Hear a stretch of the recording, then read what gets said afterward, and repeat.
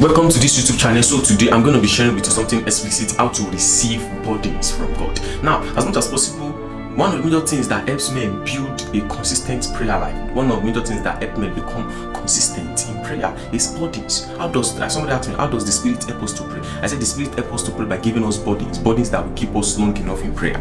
So how does the Spirit help us? By giving us burdens. And that's the reason why the matter of burden is not for the very spiritual people, it's for every Christian that is intentional about becoming consistent in their relationship with God, that is intentional about becoming consistent in their prayer life, in their study life, and in their work with God. You need the burdens of God. This is how. So one of the major ways you know that God is helping you spiritually and to pray is by the burdens He shares in your heart. So how do you receive this burden? Now, to receive the burden of God is a very important topic and is a very powerful thing. So I'm just going to share with you some things that you just need to know. Just listen and let the Holy Spirit speak to you through me, so you can understand the things I'm about to share with you. Now, how do you receive the burdens of God? First of all, you receive the burden of God by asking. It is by prayer. We become consistent in prayer by praying. You understand? The things we need to become consistent in prayer, we receive by praying.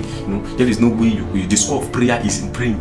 You get what I'm saying? You cannot become consistent in prayer without praying. So everything is in prayer. So by asking the Lord for His body, when you begin to ask God for His body, the Lord will not share it immediately with you. That is one thing I want you to understand. He will not share it immediately with you. God, He may not even share it at all for a long period of time. Why? Because the burdens of God are not light things, and burdens are not shared to people that are not serious. So one of the major things the Lord will check for is your seriousness, your sincerity, is how intentional, how genuine you are about receiving this thing. These are the things the Lord will check for. And when the Lord now sees that, oh, you are not playing, you are really, really serious about this thing, then boom, He will begin to share it with you. Begin to share it with you. As you begin to study Bible, some revelation will begin to come that will begin to grieve you. Well, before I go further into that matter, what is burdens?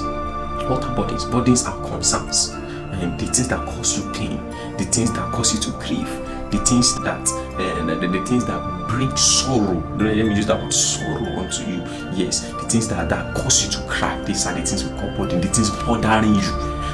So when we are talking about burdens, we're not talking about the burdens of life, we're talking about the burdens of God. We're talking about the burdens of God. Please take note of that.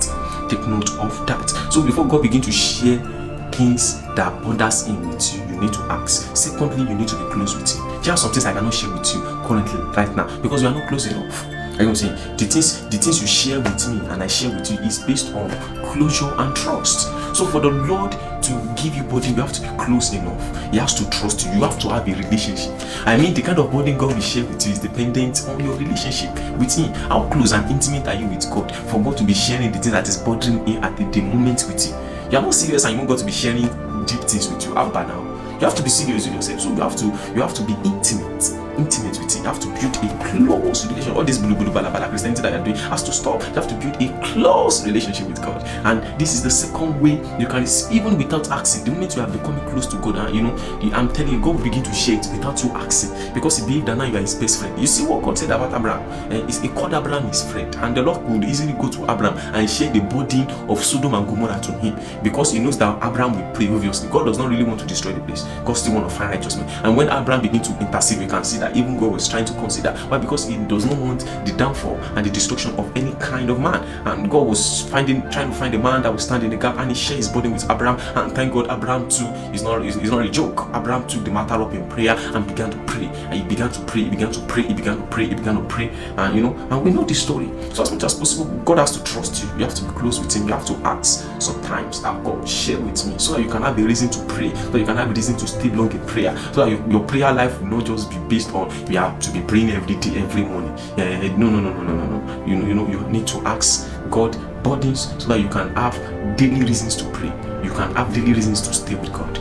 God bless you. I will end here. So I believe this video will help you a long way, and let's just see the comments and everything. That will determine whether I will do part 2 explaining explicitly on other things we need to know. God bless you.